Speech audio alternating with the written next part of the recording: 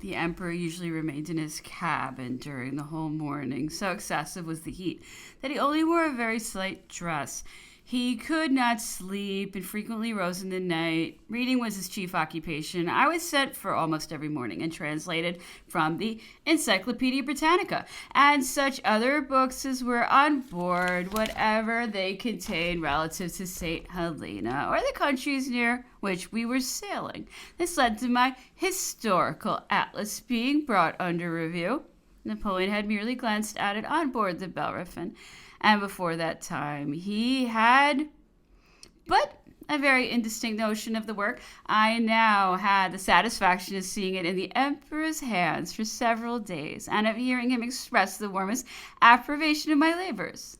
The quantity and arrangement of the matter seemed more particularly to please him. He had, in fact, hitherto been but little acquainted with the book, passing over all the others. His chief attention was attracted by the geographical charts, more especially the map of the world, which seemed principally to excite his notice and applause. I did not attempt to convince him that the geography was the weakest part of the work, displaying far less labor and research than other parts. The general tables could not easily be surpassed, either as to their method, symmetry, or facility for use, while each of the genealogical tables presented a miniature history of the country they concerned, and of which they were, in all respects, both a complete analysis and a collection of elementary materials. The emperor asked me whether the work had been used in all our systems of education, adding that, had it been better known to him, all the schools and lyceums would have been furnished with it. He further asked why I had published it under the borrowed name of Le Sage. I replied that a very imperfect sketch had been published in England just after my emigration, at a time when we could not acknowledge our names as emigrants abroad without danger to our relations in France. And perhaps, said I, laughing, it was not then cured of the prejudices of my youth, like the nobles of Britannia, who deposited their swords in the registrar of the civil court while engaged in trade, that they might not derogate from their family dignity. As already observed, the emperor always rose from table long before the rest of the company. The grand marshal and I always followed him to the quarter-deck, where I was frequently left alone with him, as General Bertrand had often to attend his wife, who suffered excessively from seasickness. After the preliminary remarks on the weather, the ship's progress, and the winds, Napoleon used to start a subject of conversation or revive that of the preceding or some other former day. And when he had taken 8 or 9 turns the whole length of the deck, he would seat himself on the second gun from the gangway on the larboard side. The midshipmen soon observed this habitual predilection, so that the cannon was thenceforth called the Emperor's gun. It was there that Napoleon often conversed for hours together, and that I learned for the first time a part of what I am about to relate, in doing which I wish to observe that I shall at the same time add whatever I collected in a variety of subsequent conversations, thus presenting at one view all that I have heard worth noting on the subject. That is, perhaps, the proper place to repeat once for all that if little order or method be found in my journal, it arises from the manner in which I am pressed for time. My contemporaries expect the work, and the state of my health precludes all application. Thus situated, I am fearful of not having time to finish it. Such are my excuses, unfortunately too valid. Such are my claims to indulgence. As to the style and arrangement of my facts, what was set down at the moment is here hastily reproduced, nearly in the same state as when first committed to paper. The name of Bonaparte may be spelt either Bonaparte or Buonaparte, as the Italians know. Napoleon's father always introduced the you, and his uncle, the Archdeacon Lucien, who survived Napoleon's father and was a parent to Napoleon and his brothers, at the same time and under the same roof, wrote it Bonaparte. During his youth, Napoleon followed the example of his father. On attaining the command of the army of Italy, he took good care not to alter the orthography, which agreed with the spirit of the language. But at a later period, when amongst the French he wished to adopt their orthography, and thenceforward wrote his name as Bonaparte. This family for many years made a distinguished figure in the Bolognese territory. It was very powerful in Treviso and is to be found inscribed on the Golden Book of Bologna, as also amongst the patricians of Florence.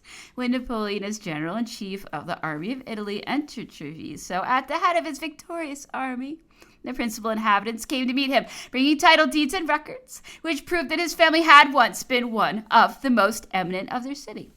At the interview of Dresden, before the Russian campaign, the Emperor Francis one day told Napoleon, then his son-in-law, that his family had governed as sovereigns at Treviso, a fact of which there could be no doubt, as Francis had caused all the documents proving it to be drawn up and presented to him. Napoleon replied with a smile that he did not wish to know anything about it, and that he preferred being Rodolphe of Habsburg of his own family. Francis attached much more importance to the matter. He said that it was of very little consequence to have fallen from wealth to poverty, but that it was above all price to have been of sovereign rank, and that the fact must be communicated to Maria Louisa, to whom it would afford infinite pleasure. When during the campaign of Italy, Napoleon entered Bologna, Marescaldi, Caprara, and Aldini, since so well known in France and at that time deputies in the Senate of their native city, came of their own accord to present the Golden Book, in which the name and arms of his ancestors were inscribed. There are several houses at Florence which attest the former existence of the Bonaparte family there. Many houses are even still seen bearing the escutcheons of the family. Cesare, a Corsican or Bolognese residing in London, who was shocked at the manner in which the British government had received Napoleon's pacific letter on assuming the consulate, published a genealogical notice wherein he established the emperor's alliance with the ancient house of Este, Wolf, or Gulf, supposed to be the parent stem of the present royal family of England.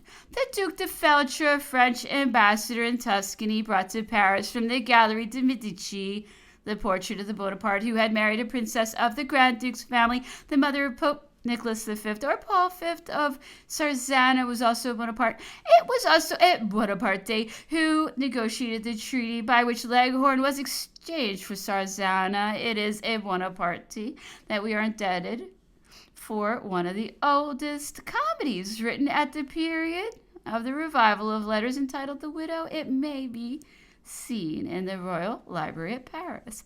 When Napoleon marched against Rome at the head of the French army and received the propositions of the Pope at Tolentino, one of the negotiators of the enemy observed that he was the only Frenchman who had marched against Rome since the Constable de Bourbon.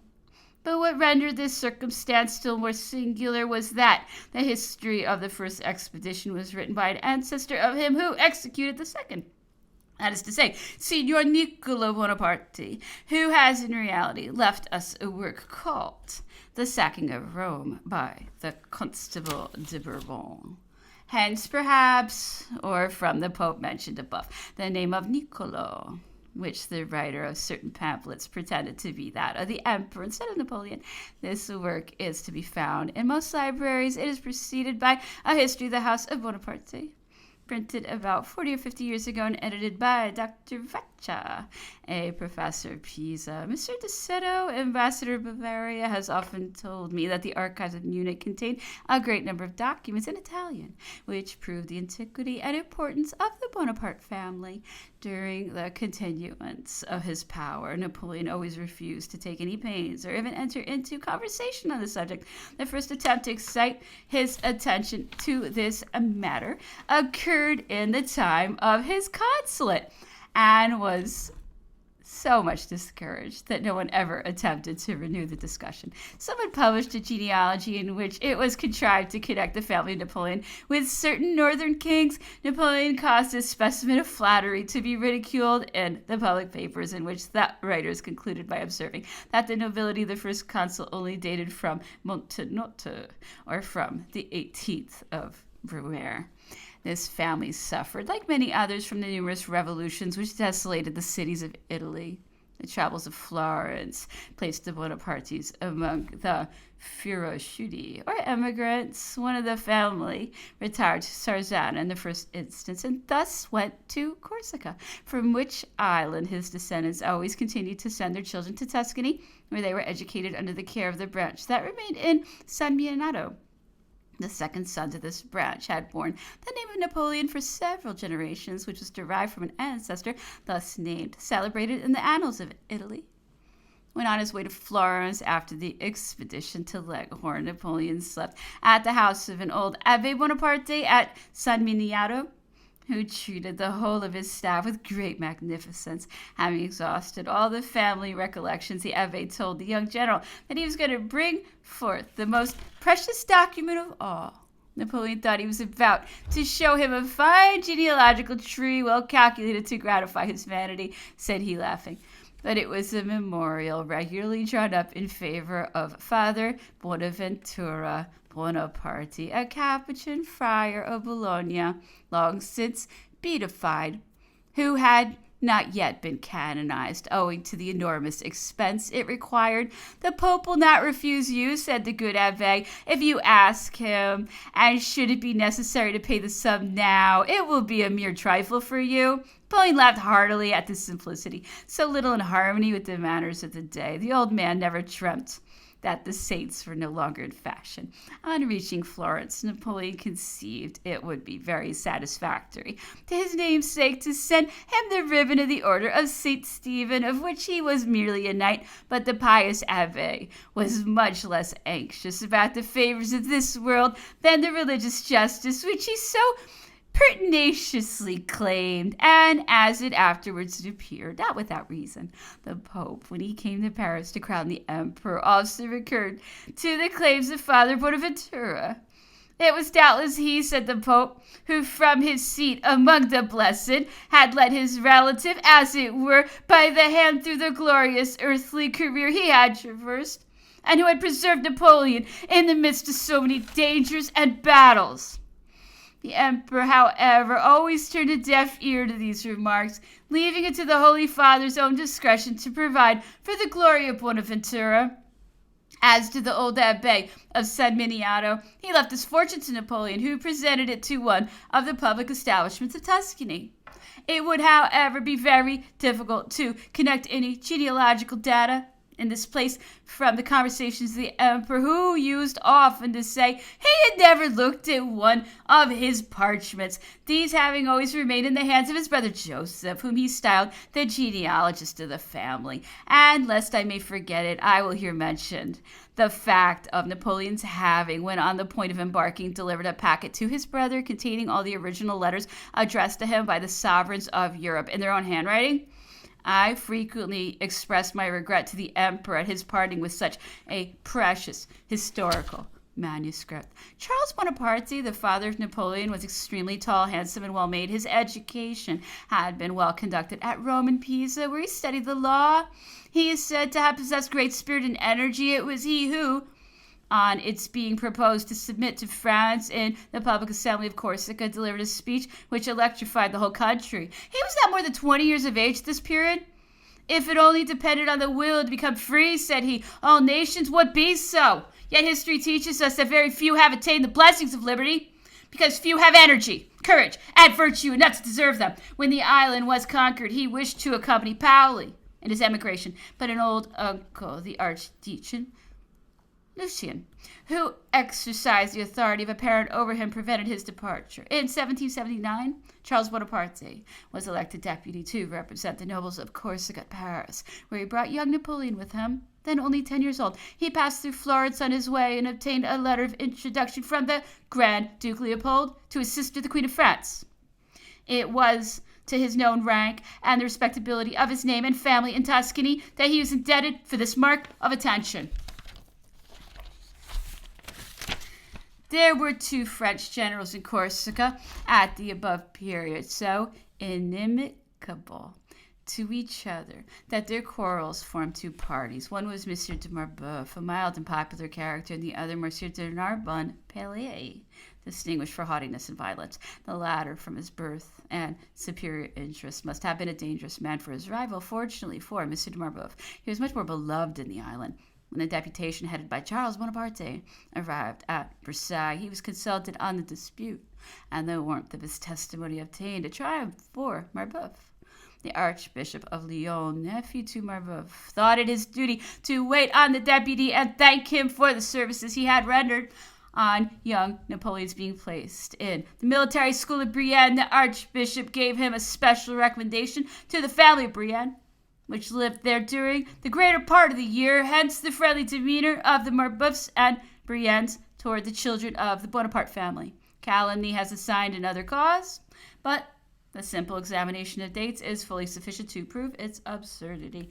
Old Mr. de Marbeuf, who commanded in Corsica, lived at Ajaccio, where the family of Charles Bonaparte was one of the principal. Madame Bonaparte, being the most fascinating and beautiful woman in the town, it was very natural for the general to frequent her house in preference to many other places of resort. Charles Bonaparte died at the age of 38 of an induration of the glands of the stomach. He had experienced a temporary cure during one of his visits to Paris, but became the victim of a second attack at Montpellier, where he was interned in one of the convents of the city. During the consulate, the notables of Montpellier, through the medium of their countryman Chaptal, Minister of the Interior, solicited the permission of the first consul to erect a monument to the memory of his father. Napoleon thanked them for their good intentions, but declined acceding to their solicitation. "Let us not disturb the repose of the dead," said he. "Let their ashes remain in peace. I have also lost my grandfather and grandfather. Why not erect monuments to them? This might lead too far. Had my father died yesterday, it would be proper and natural that my grief should be accompanied by some signal mark of respect. But his death took place 20 years ago. It is an event of no public interest, and it is useless to revive the recollection of it." At a subsequent period, Louis Bonaparte, without the knowledge of Napoleon, had his father's remains disinterred and removed to Saint-Leu, where he erected a monument to his memory. Charles Bonaparte had been the very reverse of devout.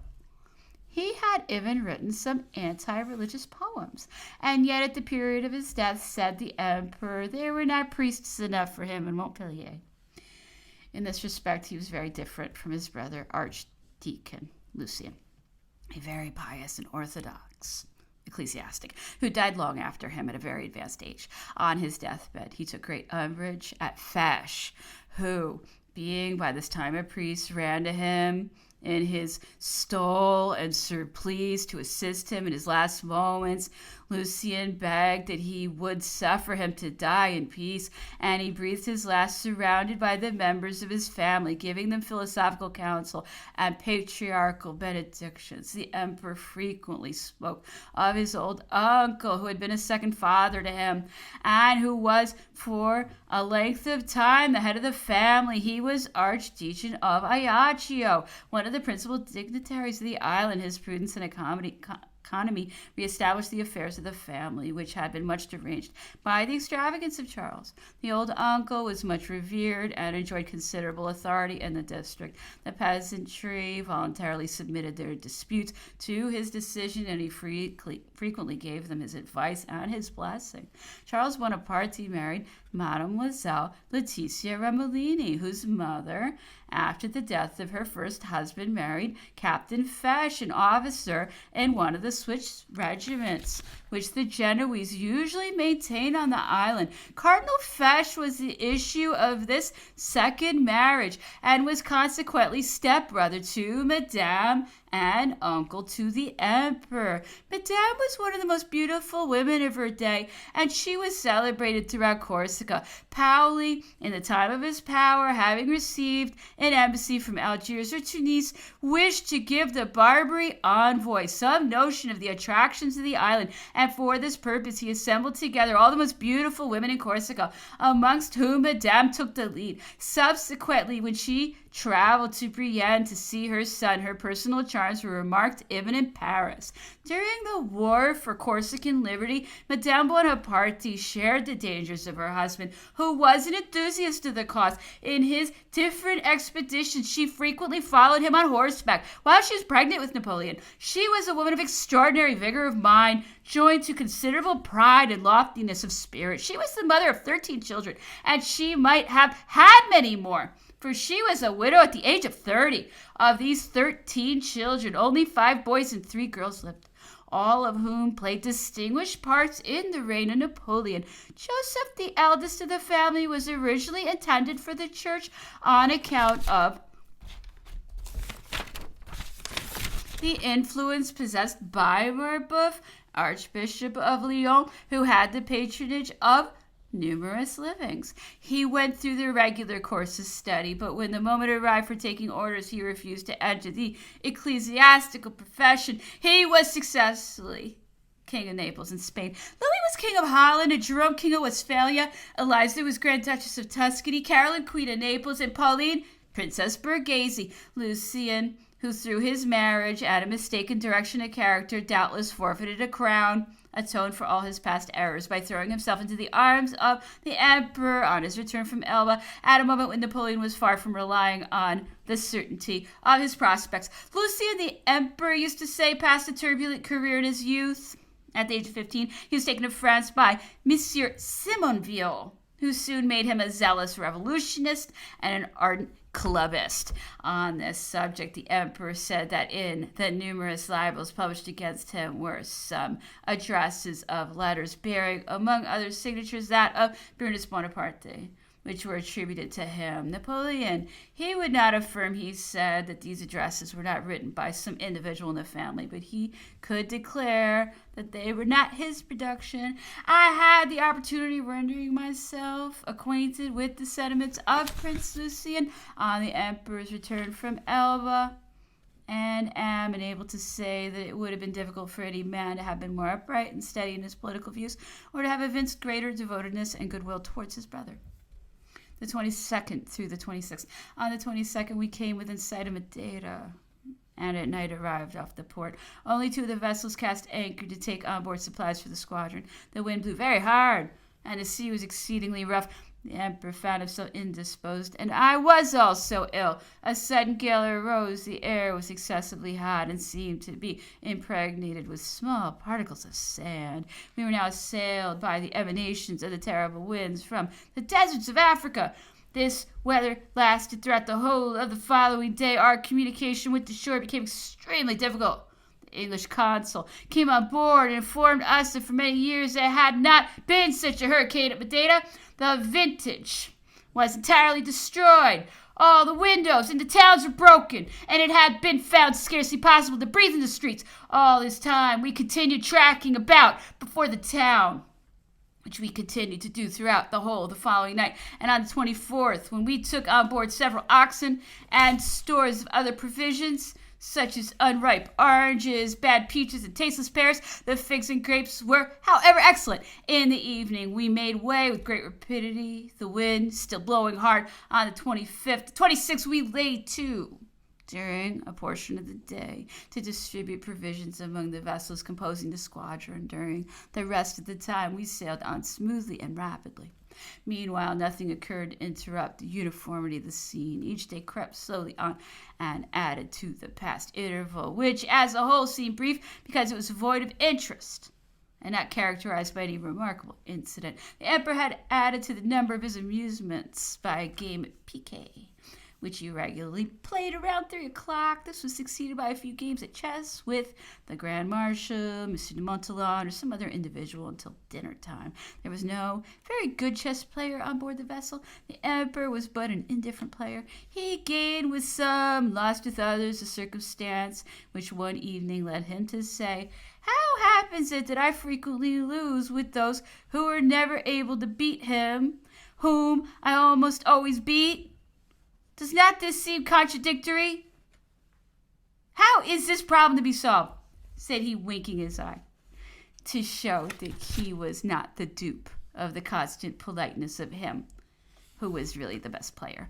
We no longer played at Vatien in the evening. We gave up this game on account of our having played too high, at which the emperor appeared displeased, for he was a great enemy to gaming. On returning from his afternoon walk on the deck, Napoleon played 2 or 3 games of chess and retired to rest early. 27th through the 31st, at daybreak on Sunday, the 27th, we found ourselves among the Canaries, which we passed in the course of the day, sailing at the rate of 10 or 12 knots an hour, without having perceived the famous peak of Tenerife, a circumstance the more extraordinary, since in clear weather it is visible at the distance of 60 leagues. On the 26th, we crossed the tropic and observed many flying fish round the ship. On the 31st, at 11 at night, one of the sailors threw himself overboard. He was a Negro who had got drunk and was fearful of the flogging that awaited him. He had several times in the course of the evening attempted to jump overboard and at last succeeded. He, however, soon repeated and uttered loud cries. He swam very well, but though the boat was immediately sent off and every endeavor used to rescue him, he was lost. The cries of this man in the sea excited a powerful sensation on board the vessel. In a moment, the crew were hurrying about in every direction. The noise was very great and the agitation universal. As I was descending from deck to the cabin, a midshipman, a youth between 10 and 12 years of age, of an interesting countenance, thinking I was going to inform the emperor of what had occurred, seized hold of my coat, and in a tone expressive of the tenderest interest exclaimed, "Ah, sir, do not alarm him. Tell him the noise is nothing at all, that it's only a man fallen overboard." Amiable and innocent youth! He expressed his sentiments rather than his thoughts. In general, the midshipmen, of whom there were several on board the ship, behaved with marked respect and attention to the emperor. They every evening repeated a scene that made a deep impression on our feelings. Early in the morning, the sailors carried up their hammocks and put them in the large nettings at the side of the ship. At about 6 in the evening, they carried them away at the signal of a whistle. Those who were tardy in the performance of this duty received a certain punishment. On the signal being given, a great bustle ensued, and it was gratifying to see the midshipmen at this moment form a circle round the emperor. Whether he might be standing in the middle of the deck or resting on his favorite gun, they watched his motions with an anxious eye, and either by signs or words directed the sailors to avoid incommoding him.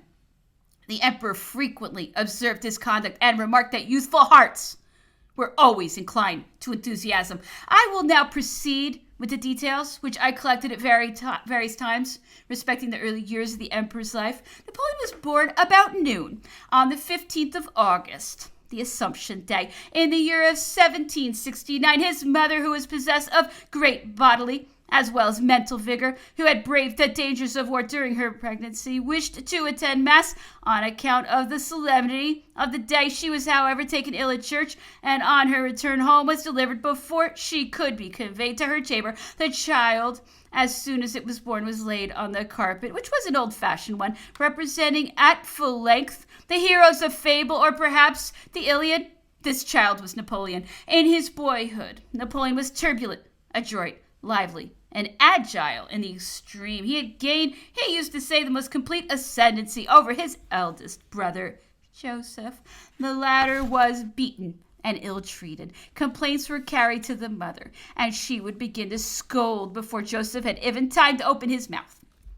At the age of 10, Napoleon was sent to the military school at Brienne. His name, which in Corsican accent be pronounced as if it were Napoleoni, from the similarity of the sound, procured for him amongst his youthful companions the nickname of La Poyonne, straw on his nose. At this period, a great change took place in Napoleon's character. In contradiction to all the apocryphal histories which contain anecdotes of his life when he was at Brienne, really mild, quite and susceptible. One day, the quartermaster, who was a man of harsh disposition and who never took the trouble of considering the physical and moral shades of character in each individual scholar, condemned Napoleon, by way of punishment, to wear the serge coat and to take his dinner on his knees at the door of the refectory. Napoleon, who had a vast share of pride and self-conceit, was so mortified by this disgrace that he was seized with a violent retching and suffered a severe nervous attack. The headmaster of the school, happening accidentally to pass by, relieved him of the punishment, reproving the quartermaster for his want of discernment. And Father Patral, professor of mathematics, was very indignant on finding that his first mathematician had been treated with so little respect. On attaining the age of puberty, Napoleon's temper became morose and reserved. His passion for reading was carried to excess, and he eagerly devoured the contents of every book that fell in his way. Pichegru was at this time his quartermaster and his tutor in the 4 rules of arithmetic. Pichegru was a native of Franche-Comté, where his family were farmers. The minimum monks of Champagne were appointed to superintend the military school of Brienne. Owing to their poverty, however, so few individuals were induced to enter their order that they found themselves inadequate to the task imposed on them, and they solicited the assistance of the minimum monks of the Franche-Comté, of whom Father Patral was one. An aunt of Pichegru, a nun of La Charité, followed Patral for the purpose of superintending the infirmary, and she was accompanied by her nephew, a youth who was admitted to the school to receive his education gratuitously. Pichegru, who was extremely clever, was on his attaining a suitable age made quartermaster and tutor under Father Patral, who had taught him mathematics. He intended to become a monk, which was the sole object of his ambition and of his aunt's wishes. But Father Patral dissuaded him from this idea, assuring him that the profession was not suited to the age and that he ought to look forward to something better. He prevailed on him to enlist in the artillery, where the revolution found him sub-officer. His military career is known. He was the conqueror of Holland. Thus, Father Patral had the honor of counting among his pupils the 2 greatest generals of modern France. Father Patral was subsequently secularized by Monsieur de Brienne, Archbishop of Sens, and Cardinal de Lomenie, who made him one of his grand vicars and entrusted him with the management of his numerous benefices. At the time of the Revolution, Father Patral, though his opinions were widely opposite to those of his patron, nevertheless exerted every endeavor to save him, and with this view applied to Danton, who was a native of the same part of France to which the cardinal and himself belonged, but all was unavailing, and it is supposed that Patral, after the manner of the ancients, rendered to the cardinal the service of procuring for him a poisoned draught to save him from the scaffold. Madame de Lomenie, the cardinal's niece, before her life was sacrificed by the revolutionary tribunal, entrusted Father Patral with the care of her 2 daughters, who were yet in their childhood. The moment of terror having passed away, their aunt, Madame de Brienne, who had escaped the storm and preserved a considerable portion of her fortune, applied to Father Patral for the children. But he refused to give them up on the ground that their mother would have directed him to withdraw them from their world and to devote them to the occupation of peasants. He had conceived a design of literally executing these figurative commands and was on the point of uniting them to 2 of his own nephews. I was then, said Napoleon, General of the Army of the Interior, and I became the mediator for the restoration of the 2 children, an object which was not accomplished without difficulty. Patral employed every possible means of resistance. These daughters of Madame de Lomenie were the 2 ladies whom you have since known by the names of Madame de Marnizia and the beautiful Madame de Canisy, Duchess of Vicenza. Father Patral, having renewed his acquaintance with his own old pupil, followed him and joined the army of Italy, where he proved himself better able to calculate projectiles than to meet their effects. At Montenotte, Millesimo, and Dago, he evinced the most puerile cowardice. During the action, he was occupied, not like Moses in praying, but in weeping. The general-in-chief appointed him administrator of domains at Milan, for which he derived considerable profits. On Napoleon's return from Egypt, he presented himself to him. He was no longer the little minimum monk of Champagne, but a corpulent financier possessed of upwards of 1 million. 2 years afterwards, he again sought an interview with the first consul at Malmaison. He now looked mean, dejected, and shabbily dressed. "How is this?" inquired the council. "You see before you a ruined man," replied Petrou. "One who is reduced to beggary, the victim of severe misfortune." The first consul determined to investigate the truth of this statement. He discovered that Father Petrou had commenced the trade of a usurer. The great calculator had lost his fortune through bankruptcies in lending at great risk for a high interest. "I have already paid my debt," said the first consul at his next interview with him. "I can do no more for you. I cannot make a man's fortune twice." He contented himself with granting Petrou a pension sufficient for his subsistence. Napoleon retained but a faint idea of Pichegru. He remembered that he was a tall man, rather red in the face. Pichegru, on the contrary, seems to have preserved a striking recollection of young Napoleon. When Pichegru joined the Royalist party, he was asked whether it would not be possible to gain over the general-in-chief of the army of Italy. "To attempt that would only be wasting time," said he. "From my knowledge of him when a boy, I am sure he must be the most inflexible character. He has formed his resolutions, and he will not change them." The emperor has often been much amused at the tales and anecdotes that are related of his boyhood in the numerous little publications to which he has given rise. He acknowledges scarcely any of them. There is one relative to his confirmation at the military school at Paris, which, however, he admitted to be true. It is as follows. The archbishop who confirmed him, manifesting his astonishment at the name of Napoleon, said he did not know of any such saint, and that there was no such name in the calendar. The boy quickly replied that could be no rule, since there were an immense number of saints and only 365 days. Napoleon never observed his festival day until after the Concordat. His patron saint was a stranger to the French calendar, and even where his name is recorded, the date of his festival is a matter of uncertainty. The Pope, however, fixed it for the 15th of August, which was at once the emperor's birthday and the day of the signing of the Concordat. In 1783, Napoleon was one of the scholars who, at the usual competition at Brienne, were fixed upon to be sent to the military school at Paris to finish their education. The choice was made annually by an inspector who visited the 12 military schools. This office was filled by the Chevalier de Carvalho, a general officer and the author of a work on military tactics. He was also the tutor of the present King of Bavaria, who in his youth bore the title of Duke. The Dupont Carvalho was an amiable old man and well qualified to discharge the duty of inspector of the military schools. He was fond of the boys, played with them when they had finished their examinations, and permitted those who had acquitted themselves most to his satisfaction to dine with him at the table of the monks. He was particularly attached to young Napoleon and took a pleasure in stimulating him to exertion. He singled him out to be sent to Paris, though it would appear he had not at that time attained the requisite age. The lad was not very far advanced in any branch of education except mathematics, and the monks suggested that it would be better to wait till the following year to afford time for further improvement.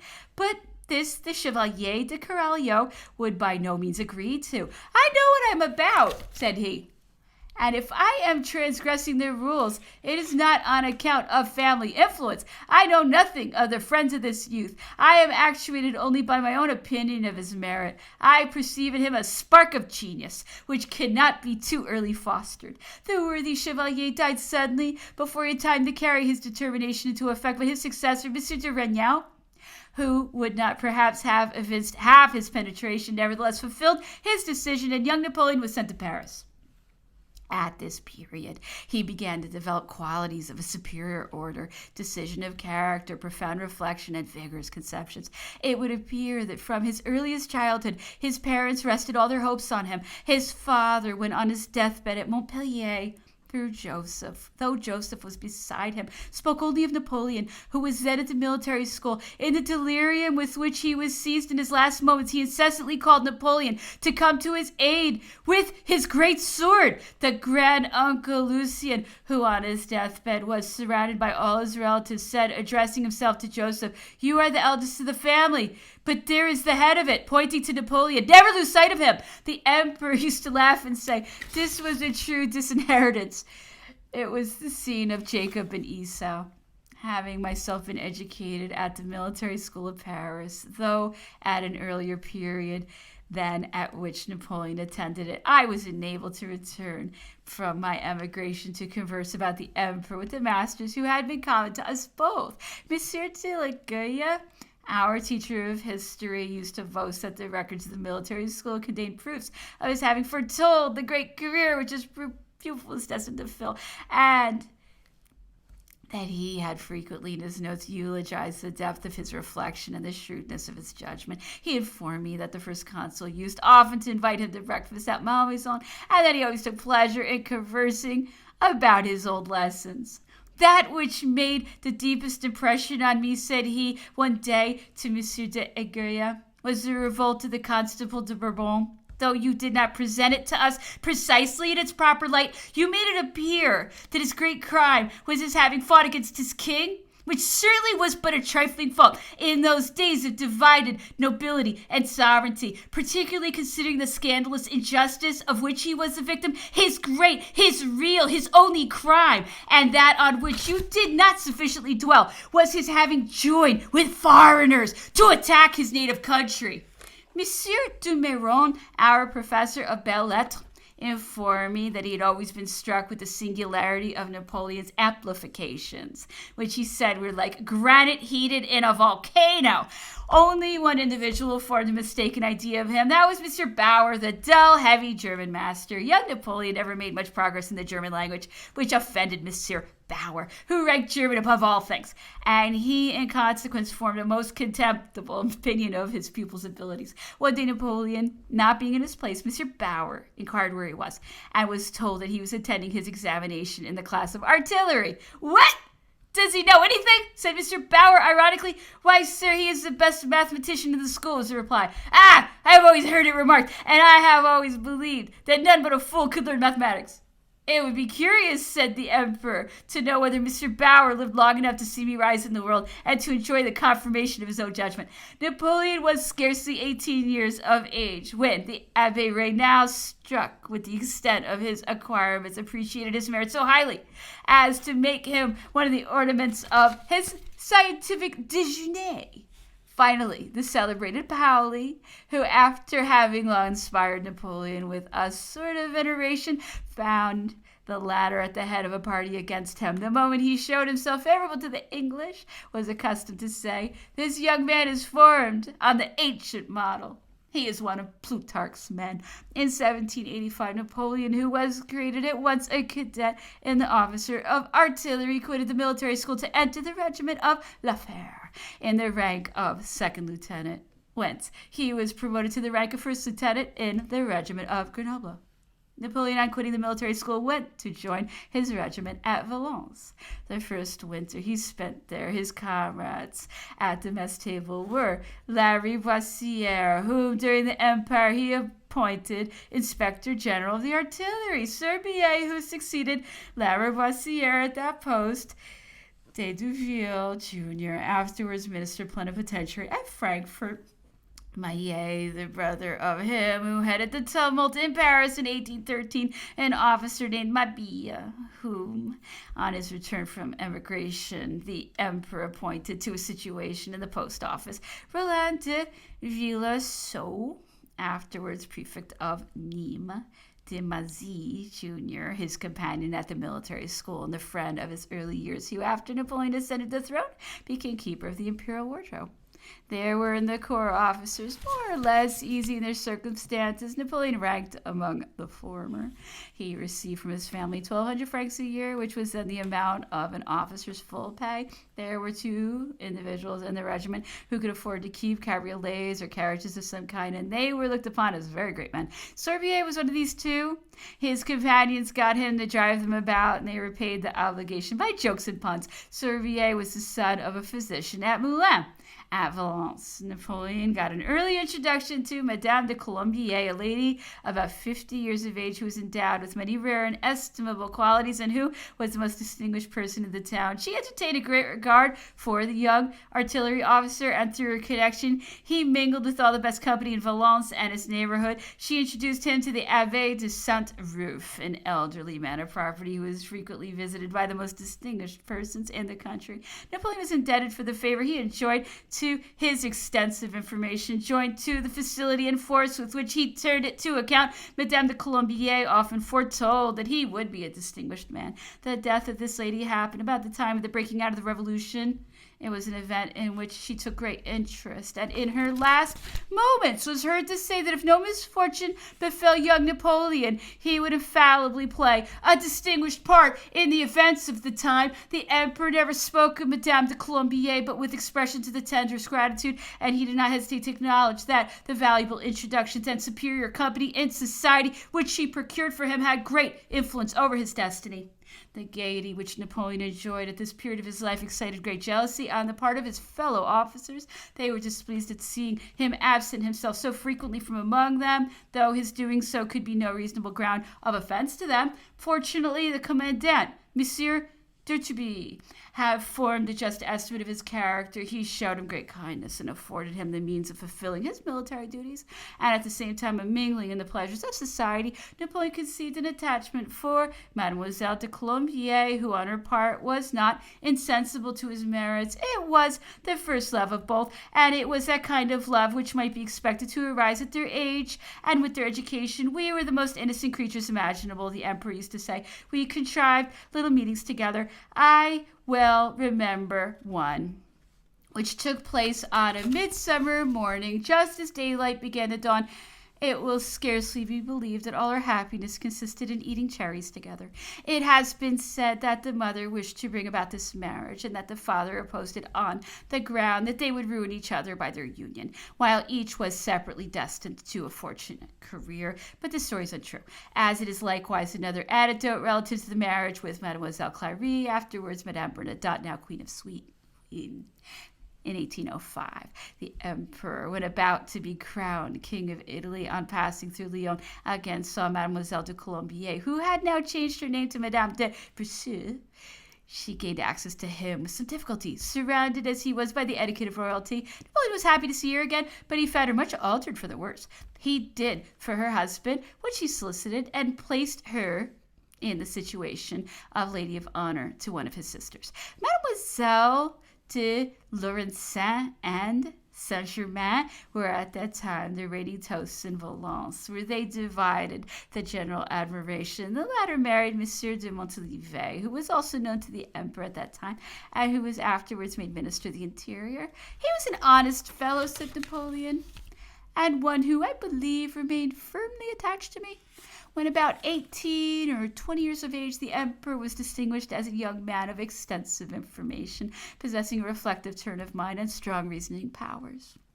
His reading had been very extensive, and he had profoundly meditated on the fund of knowledge thus acquired, much of which, he used to say, he had probably since lost. His sparkling and ready wit and energetic language distinguished him wherever he went. He was a favorite with everyone, particularly the fair sex, to whom he recommended himself by the elegance and novelty of his ideas and the boldness of his arguments. As for the men, they were often afraid to engage with him in those discussions into which he was led by a natural confidence in his own powers. Many individuals who knew him at an early period of life predicted his extraordinary career, and they viewed the events of his life without astonishment. At an early age, he gained anonymously a prize at the Academy of Lyon on the following question proposed by Raynal: what other principles and institutions calculated to advance mankind to the highest possible degree of happiness? The anonymous memorial excited great attention. It was perfectly in unison with the ideas of the age. It began by inquiring in what happiness consisted, and the answer was in the most perfect enjoyment of life, in the manner most conformable with our moral and physical organization. After he became emperor, Napoleon was one day conversing on the subject with Monsieur de Talleyrand. The latter like a skillful courtier, shortly after presented to him the famous Memoirs, which he had procured from the archives of the Academy of Lyon. The emperor took it, and after reading a few pages, threw it into the fire, this first production of his youth. "We can never think of everything," said Napoleon, and M. de Talleyrand had not taken the precaution of having it copied. The Prince de Condé one day visited the artillery school of Auxonne, and the cadets considered it a high honor to be examined by that military prince. The commandant, in spite of the hierarchy, placed young Napoleon at the head of the polygon in preference to others of superior rank. It happened that on the day preceding the examination, all the cannons of the polygon were spiked, but Napoleon was too much on the alert to be caught by this trick of comrades, or snare, perhaps, of the illustrious traveler. It is generally believed that Napoleon in his boyhood was taciturn, sullen, and morose.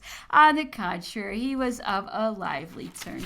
He never appeared more delighted than when relating to us the various tricks he was accustomed to play when at the school of artillery. In describing the joyous moments of his early youth, he seemed to forget the misfortunes which hold him in captivity. There was an old commandant, upwards of 80 years of age, for whom the cadets entertained a very high respect, notwithstanding the many jokes they played upon him. One day, while he was examining them in their cannon exercise and watching every discharge with his eyeglass, he asserted that they were far from hitting the mark, and asked those near him if they had seen the ball strike. Nobody had observed the youths slipping aside the ball every time they loaded. The old general was rather sharp. After 5 or 6 discharges, he took it into his head to count the balls. The trick was discovered. The general thought it a very good one, but nevertheless ordered all who had participated in it to be put under arrest. The cadets would occasionally take a peek at some of their captains, or determined to revenge themselves on others to whom they owed a grudge. They then resolved to banish them from society and to reduce them to the necessity of putting themselves under a sort of arrest. 4 or 5 of the cadets undertook to execute the design. They fastened on to their victim, pursued him into every company, and he was not suffered to open his mouth without being methodically and logically contradicted, though always with a strict regard to politeness. At length, the poor fellow found that retirement was his only alternative. On another occasion, Napoleon used to relate, "One of my comrades who lodged above me unluckily took a fancy to learn to play the horn, and made such a hideous noise as completely disturbed the studies of those who were within hearing. We met each other one day on the stairs. 'Are you not tired of practicing the horn?' said I. 'Not at all,' he replied. 'At any rate, you tire other people.' 'I am sorry for it. It would be better if you went to practice elsewhere.' 'I am master of my own apartment.' 'Perhaps you may be taught to entertain a doubt on that point.' 'I scarce think anyone will be bold enough to attempt to teach me that.' A challenge ensued, but before the antagonists met, the affair was submitted to the consideration of a council of the cadets, and it was determined that one should practice the horn at a greater distance, and that the other should be more accommodating. In the campaign of 1814, the emperor again met his horn player in the neighborhood of Soissons or Lyon. He was residing on his estate and gave some important information respecting the enemy's position. The emperor made him one of his aides-de-camp. This officer was called Colonel Bussy. When attached to his artillery regiment, Napoleon seized every opportunity of mingling in company, where he invariably made an agreeable impression. Women at that time attached a high value to wit in the other sex. It was a quality which never failed to win their good graces. Napoleon at this period performed what he termed his sentimental journey from Valence to Monsigny in Burgundy, and he intended to write an account of it after the manner of Sterne. The faithful Desmazis was of the party. He was constantly with him, and his narrative of Napoleon's private life, if combined with the details of his public career, would form a perfect history of the emperor. It would then be seen that however extraordinary his life might be with respect to its incidents, yet nothing could be more simple or natural than its course. Circumstances and reflection have considerably modified his character. Even his style of expression, now so concise and laconic, was in his youth diffuse and emphatic. At the time of the Legislative Assembly, Napoleon assumed a serious and severe demeanor and became less communicative than before. The Army of Italy also marked another epoch in his character, his extreme youth. when he went to take the command of the army, rendered it necessary that he should evince great reserve and the utmost strictness of morals. This was indispensably necessary, said he, to enable me to command men so much above me in point of age. I pursued a line of conduct truly irreproachable and exemplary. I proved myself a sort of Cato. I must have appeared such in the eyes of all. I was a philosopher and a sage. In this character, he appeared on the theater of the world. Napoleon was in garrison at Valence when the revolution broke out. At that time, it was made a point of particular importance to induce the artillery officers to emigrate. And the officers, on their part, were very much divided on opinion. Napoleon, who was thoroughly imbued with the notions of the age, possessing a natural instinct for great actions and a passion for national glory, espoused the cause of the revolution, and his example influenced the majority of the regiment. He was an ardent patriot under the Constituent Assembly. But the Legislative Assembly marked a new period in his ideas and opinions. He was at Paris on the 21st of June, 1792, and witnessed the insurrection of the people of the Faubourgs, who traversed the garden of the Tuileries and forced the palace. There were but 6,000 men, a mere disorderly mob, whose language and dress proved them to belong to the very lowest class of society.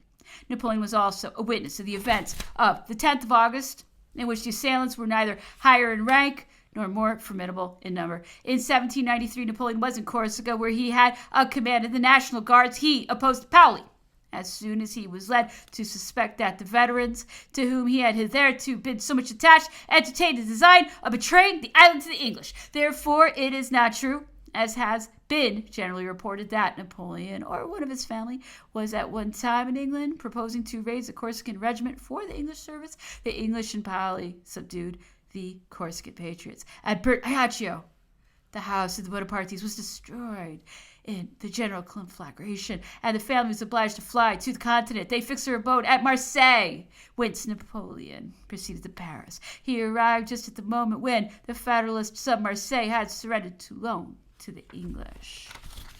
September 1st through 6th. On the 1st of September, we found from our latitude that we should see the Cape Verde Islands. In the course of the day, the sky was, however, overcast, and at night we could see nothing. The admiral, convinced that there was a mistake in the reckoning of our longitude, was preparing to bear westward to the right in order to fall in with the islands, when a brig, which was ahead of us, intimated by a signal that she had discovered them on the left. During the night, the wind blew violently from the southeast, and if our mistake had been the reverse of what it was, and the admiral had really borne to the right, it is not probable that we should have been thrown out of our course, a proof that notwithstanding the improvements in science, mistakes are very apt to take place, and that the chances of navigation are very great. As the wind continued to blow strong and the sea was boisterous, the admiral preferred continuing his course rather than waiting to take in water, of which he believed he had already a sufficient store. Everything now promised a prosperous passage. We were already very far advanced on our course. Every circumstance continued favorable. The weather was mild, and we might even have thought our voyage agreeable, had it been undertaken in the pursuit of our own plans and in conformity with our own inclinations. But how could we forget our past misfortunes or close our eyes to the future? Occupation alone could enable us to support the languor and tedium of our days. I had undertaken to teach my son English, and the emperor, to whom I mentioned the progress he was making, expressed a wish to learn also. I endeavored to form a very simple plan for his instruction in order to save him trouble. This did very well for 2 or 3 days, but the ennui occasioned by the study was at least equal to that which it was intended to counteract, and the English was laid aside. The emperor occasionally reproached me with having discontinued my lessons. I replied that I had the medicine ready, if he had the courage to take it. In other respects, particularly before the English, his manners and habits were always the same. Never did a murmur or a wish escape his lips. He invariably appeared contented, patient, and good-humored. The admiral, who, on account of our reputation, I suppose, had assumed great stiffness on our departure from England, gradually laid aside his reserve, and every day took greater interest in his captive. He represented the danger incurred by coming on deck after dinner, owing to the damp of the evening. The emperor would then sometimes take his arm and prolong the conversation, which never failed to gratify him exceedingly. I've been assured that the admiral carefully noted down every particular that he could collect. If this be true, the remarks which the emperor one day made during dinner on naval affairs, on the French resources in the south, those which he had already created, and those which he contemplated, and on the ports and harbors of the Mediterranean, to all of which the admiral listened with deep attention, and, as if fearful of interruption, will compose a chapter truly valuable to a seaman. I will now return to the details collected during our ordinary conversation. The following relate to the siege of Toulon. In September 1793, Napoleon Bonaparte, then in his 24th year, was yet unknown to the world, which was destined to resound with his name. He was a lieutenant colonel of artillery and had only a few weeks in Paris, having left Corsica, where political events had forced him to yield to the faction of Paoli. The English had taken possession of Toulon. An experienced artillery officer was wanting to direct the operations of the siege, and Napoleon was fixed on. There will history take him up, never more to leave him. There commences his immortality. I refer to the Memoirs of the campaign of Italy for the plan of attack which he adopted and the manner in which that plan was carried into effect. It will there be seen that it was he, and he alone, who took the fortress. This was a great triumph, no doubt, but to appreciate it justly, it would be necessary to compare the plan of the attack with the account of the evacuation.